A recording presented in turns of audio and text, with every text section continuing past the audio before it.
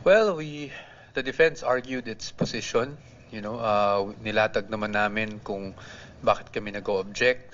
Nilagay naman namin doon sa aming opposition kung ano yung mga relevant laws that really fortified our position on why the request should not be given due course. But nonetheless, syempre, nasa hukom naman talaga kung anong desisyon. We submit to the decision of the impeachment court, but of course without prejudice to legal remedies available under the law. Malaking setback pa to sa inyo? Ano tingin niyo?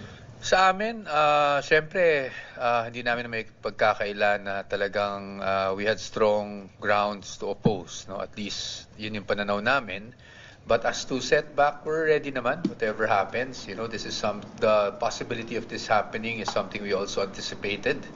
So, hindi naman natin masasabi na malaking setback to. Syempre, hindi naman tayo magbobolahan. Syempre, mas gusto namin kung talagang kumbaga napagbigyan din yung opposition namin. But that's normal naman in any court proceeding, and we respect the impeachment court as well as the ruling made by the presiding officer.